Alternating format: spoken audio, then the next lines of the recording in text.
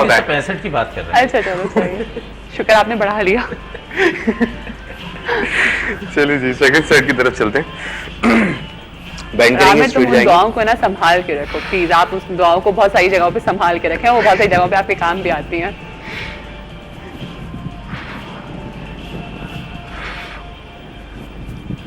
6 7 8 9 10 10 wraps हमारे complete हो गए, 2 सेट्स हमारे कंप्लीट हो गए। लोअर बैक प्लस शोल्डर और फ्रेम था ये हमारा, ठीक है। टोटल ऊपर से बैक थी। अब जरा सी वाइड ग्रिप रखिएगा, बैक स्ट्रेट रखिएगा, हल्का बैंड होके वापस स्ट्रेट पीछे की तरफ आपने पुश करना है, ठीक है, पीछे की तरफ। मतलब कहने का मकसद ये पीछे की तरफ हल्का सा पुश करेंगे, पूरे आपकी जो लोअर बैक के मसल्स हैं ये बाकायदा फील होंगे 10 रेप्स के बाद कि इस पे ही काम हो रहा है, ठीक है। जरा सी वाइड ग्रिप रखिएगा, बैक स्ट्रेट रखें, पीछे की तरफ पुश करें।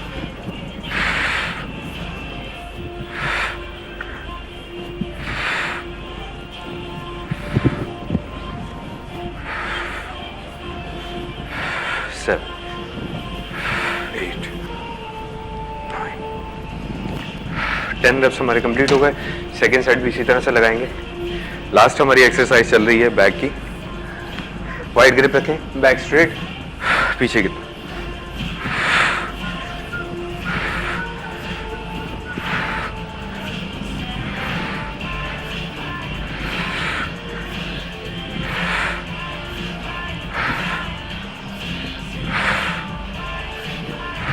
टेन रेप्स हमारे कंप्लीट हो गए और हमारा बैक वर्कआउट भी कंप्लीट हो गया। बहुत आसान वर्कआउट होता है लेकिन कोशिश थोड़ी सी आपको करनी पड़ेगी, हल्की फुल्की तो मुश्किलात तो आती हैं। थोड़ी सी कमर को शेप में लाने के लिए, शेप में लाने के लिए कमर क्या कहते हैं वो कमर को कमरे से कमरा नहीं, कमरे से कमर बनाना है। हाँ, कमरे से कमर बनाना है।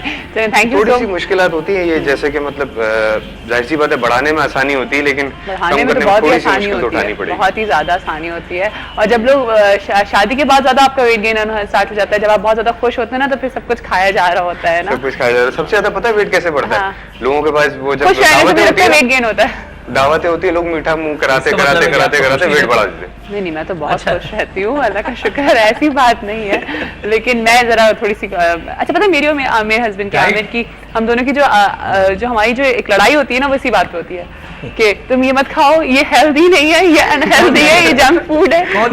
मैं कहते हैं क्या है यार, लाइक मुझे खाने दो। ठीक है जी, वो देखे क्या है हाँ, ऐसा होता है। तो निदान एक अच्छा सा गाना सुना दीजिए, फिर हमने ब्रेक पे जाना है। और ब्रेक के रिक्वेस्ट आ रही है लोगों की कि आज ये दिन है यार, ये वाला टॉपिक है तो ये सॉन्ग सुनाओ, ये सुनाओ। एक बहुत ही जबरदस्त हमारे एक साहब हैं, उनकी रिक्वेस्ट है। ठीक है। और उसके बाद जब हम ब्रेक पे जाएंगे, ब्रेक के बाद जब वापस आएंगे तो हमारे साथ होंगी जी doctor Nazma, she is a gynaecologist, और हम आज बात करेंगे गायनी के हवाले से हम बात करेंगे। अगर आपको कोई प्रॉब्लम है तो आप बताइए।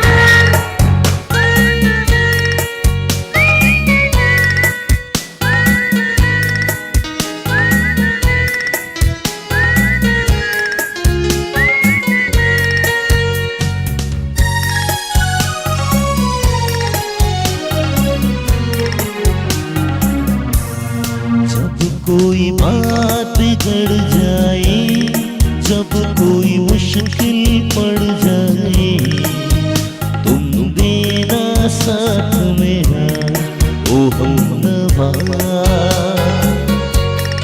जब कोई बात गड़ जाए, जब कोई मुश्किल पड़ जाए, तुम देना साथ मेरा ओ हमनवा।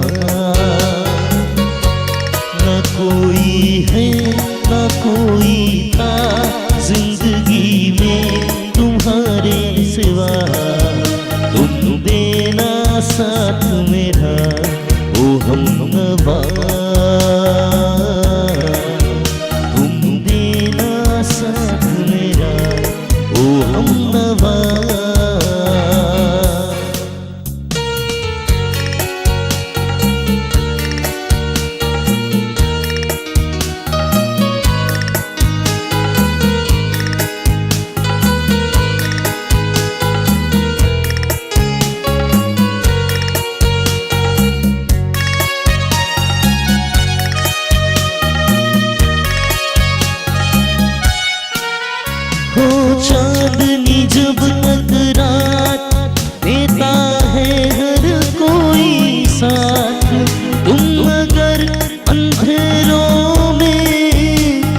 छोड़ना मेरा साथ।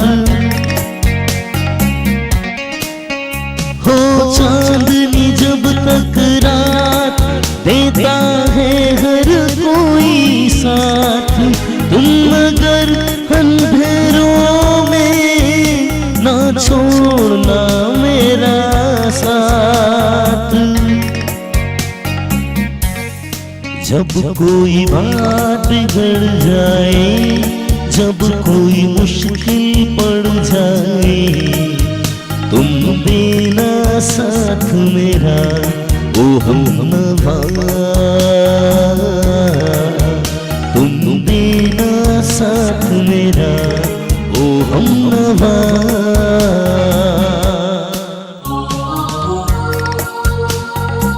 क्या क्या बोल रहे हैं मुझे कुछ समझ में नहीं आया।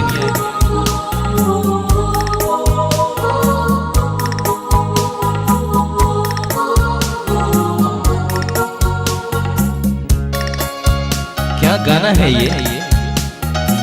बहुत सारे लोगों ने ये फरमाइश की थी।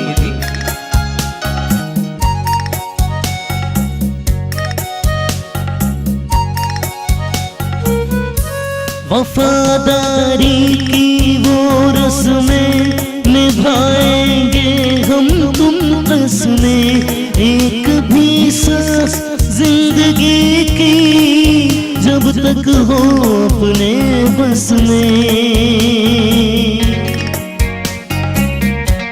वफादारी की वो रस्में निभाएंगे हम तुम रस्में, एक भी सांस जिंदगी की जब तक हो अपने बस में।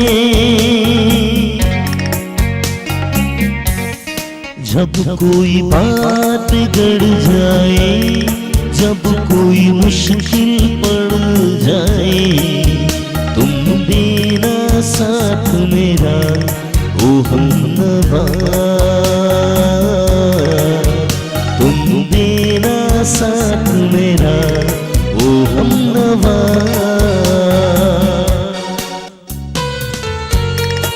पूरा गा दूं आपकी इजाजत से? आज के लिए इतना काफी है ना?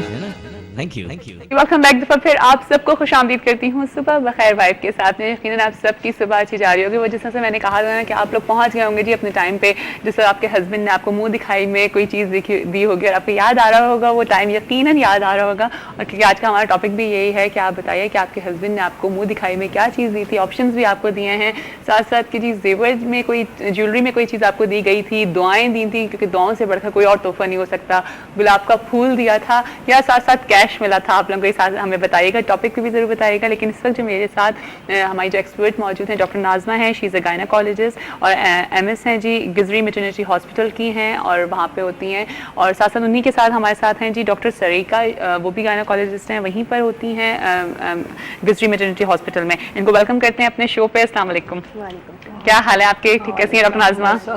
ठीक है, ठीक ठाक है, खैरियत से। आप कैसी हैं डॉक्टर सरीका?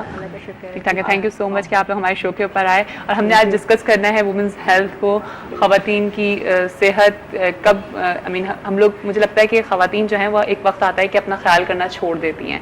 ठीक है, तो हम स्टार्ट करते हैं यहीं से कि बताएं कि किस तरह से एक हेल्दी औरत को होना चाहिए, किस तरह से उसको अपनी सेहत का ख्याल करना चाहिए, क्या करना चाहिए उसको। ये औरत को वाकई अपने घर में और अपने बच्चों में इतनी मसरूफ हो जाती हैं। बिल्कुल। और हम लोग जो है हमको भी सुबह बखैर हमारा जो इमरजेंसी शुरू हो जाती है सुबह कोई ना कोई मसला, जो जाहिर है असल में रात को लोग वेट कर रहे होते हैं कि ठीक है सुबह हो तो हॉस्पिटल पहुंचे। बिल्कुल। और जो ही आपका हमारा इमरजेंसी में पहुंच जाते हैं ना जी, इमरजेंसी बिल्कुल। यही मैं कही ना कि हमारे साथ तो वही होता है। तो यही है कि अपना हेल्थ का जो है उसका ख्याल रखना। सुबह सुबह जो है आप कह रहे हैं कि भाई मैं तो उससे स्टार्ट करूँगी कि सुबह उठ के जो हमारा तरीका है जो हमको बताया गया कि नमाज़ पढ़ें, हमारा तो बहुत अर्ली शुरू हो जाता है। और वो वक्त भी ऐसा अच्छा होता है कि उस वक्त आप देखें ऑक्सीजन रिलीज हो रही होती है प्लांट से। तो हमारे लिए ऑक्सीजन बहुत ज़रूरी है, मतलब लाइफ के लिए। यू नो एवरीबडी नोज के अगर ऑक्सीजन ना मिले तो हम सर्वाइव ही ना करें। तो मतलब मेरा रूटीन या मैं सजेस्ट करती हूँ कि आप नमाज़ पढ़ के थोड़ा सा अगर आपका लॉन है या कोई भी ऐसी छोटी सी जगह है, पार्क है, तो आप थोड़ा सा वहाँ वॉक कर लें, ठीक है ना, ताकि आप ऑक्सीजन इनहेल करें। उसके बाद जब आप फ्रेश हो जाते हैं तो फिर उसके बाद जो है आप अपना डाइट में जो है नाश्ते में मतलब हैवी चीजें ना खाएं। हम लोग यहाँ स्पेशली खवातीन को जी ज़्यादातर healthy diet is important, healthy diet is important, heavy not healthy diet, healthy diet, हाँ बिल्कुल, healthy life style and healthy healthy diet. वैसे हम लोगों के यहाँ जो है स्टेपल डाइट जो हम लोगों के पास क्लास आती है वो जाहिर है वर्किंग क्लास है, जी हाँ, तो वो यूजली कहते हैं कि हम एक पराठा खाकर आए हैं और उसके साथ मतलब कोई रात की सब्जी या चाय और वो सब, तो उनके लिए तो जाहिर है because they have to do such heavy work, household work या कहीं भी बाहर निकल के, तो उनके लिए तो वो काफी अच्छा रहता है कि वो हेल्दी हो जाता है, हेल्दी हो जाता है। लेकिन बहुत सारी ऐसी भी होती हैं जो अगर ऑफिस गोइंग है या टीचिंग में है कहीं पे, तो जल्दी जल्दी बस सिर्फ चाय का कप पिया और बस हम शूट कर जाते हैं फौरन कि हमें काम पे जाना है। बिल्कुल नहीं, अगर आप हो सके तो नाश्ता बहुत जरूरी है, नाश्ता हेल्दी, नाश्ता बहुत तो जरूरी है। हाँ अच्छा, आप भी पराठा खाने वाली हैं, लेकिन लगा नजर तो नहीं आ रहा पराठा बिल्कुल भी। ये पता I don't take in between, मैं बीच में खाना कुछ भी नहीं खाती, खाना नाश्ता एंड देन दोपहर का खाना, तो इन बिटवीन नथिंग। अच्छा, लेकिन कुछ लोग तो ऐसे होते हैं ना जो अगर सुबह भी कुछ नहीं खा रहे और दोपहर में भी कुछ नहीं खा रहे, लेकिन वो लग वही रहे हैं कि आजकल लोगों को फिगर का इतने फिगर कॉन्शियस है कि भाई हमने पतला दुबला रहना है, तो उस चक्कर में लड़कियां जो है खाती सही नहीं है वो। हालांकि हेल्दी डाइट में आप दूध लें, विटामिन मिनरल्स जो भी आपकी डाइट है वो अगर आप सही रखते हैं तो आपका वजन उससे नहीं बढ़ेगा। जो हेल्दी डाइट है उससे वजन कभी नहीं बढ़ेगा। और ये लड़कियां जिनको मैं ये कहूँगी कि अगर वो हेल्दी डाइट लेती हैं ये आगे माँ बनेंगी, तो अगर शुरू से ही वो सही डाइट रखती हैं अपनी और टाइम पे खाना और एक्सरसाइज है और हेल्दी डाइट ये रखती हैं तो आगे अच्छी बैलेंस डाइट रखती हैं तो आगे अच्छी माँ भी बनेगी और प्रेगनेंसी कॉम्प्लिकेशंस भी नहीं आएंगी। तो सही हमने इसीलिए मैंने हेल्थ से स्टार्ट किया कि बिफोर मैरिजेस जो लड़कियां अपनी सेहत का ख्याल रखती हैं तो वो फिर इजीली उनकी प्रेगनेंसी जो है, जैसे हमारी माएँ कहती थी ना दूध का गिलास जरूर पीना है,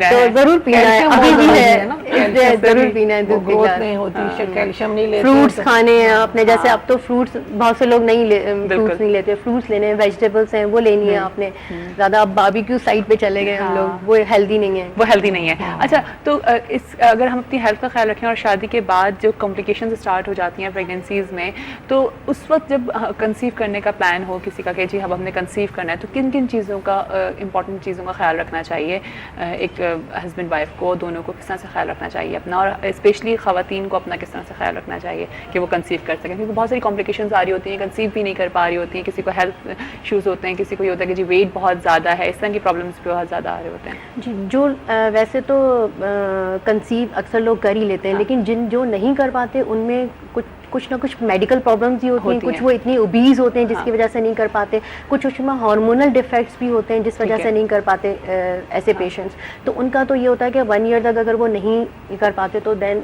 हमें उनको इन्वेस्टिगेट करना पड़ता है कि क्या प्रॉब्लम है। लेकिन जनरली ये कि अपनी हेल्थ सही रखें, मल्टीविटामिन जैसे फॉलिक एसिड वो स्टार्ट से अगर वो प्लान करें प्रेगनेंसी का तो वो लेना शुरू कर दें। अच्छा, डाइट अच्छी रखें, एक्सरसाइज है, और अगर उनमें कोई मेडिकल प्रॉब्लम्स है जैसे अगर वो डायबिटिक हैं या हाइपरटेंसिव हैं या फिर एपिलेप्टिक हैं या फिर उनमें थायराइड डिजीज़ है, इस किस्म की अगर किसी भी कोई भी मेडिकल प्रॉब्लम है तो वो अपनी उस कंडीशन को स्टेबलाइज करें first and then get pregnant, because then outcome will be better, फिर आउटकम उनका अच्छा होगा। अगर वो अपनी जैसे डायबिटीज़ कंट्रोल कर लेते हैं, थायराइड प्रॉब्लम है वो उन्होंने मेडिकेशन पर है, पता ही नहीं होता कि वो पता भी नहीं होता जी। अब जब ये ऐसे वो लोग होते हैं जब ये 1 साल तक कंसीव नहीं करते और हमारे पास आते हैं, तब हम जब उन्हें इन्वेस्टिगेट करते हैं तब हमें पता चलता है कि एक्चुअली इनको थायराइड प्रॉब्लम है या वो इवन डायबिटीज भी इतनी यंग एज में आजकल रिपोर्ट हो रही है कि पहले तो हम कहते थे कि डायबिटीज प्रेगनेंसी में बहुत कॉमन, लेकिन वैसे ही नॉर्मल जो डायबिटीज विदाउट प्रेगनेंसी भी इतनी कॉमन है कि हमारे पास फर्स्ट टाइम प्रेजेंट करते हैं वो डायबिटिक होते हैं और फिर हमें उनको मतलब थ्रू आउट प्रेगनेंसी काउंसिल करना पड़ता है, फिर उनकी उस हिसाब से ट्रीटमेंट स्टार्ट होती है। ठीक है। तो अच्छा, अभी उन्होंने हार्मोनल डिस्टर्बेंस की बात करी कि बहुत सारी लेडीज़ में हार्मोनल डिस्टर्बेंस बहुत ज़्यादा होती है, तो उसको किस तरह से कंट्रोल किया जा सकता है? वो किस वजह से होती है ख़वातीन के अंदर? किस चीज़ की डेफिशिएंसी होती है किसी चीज़ की?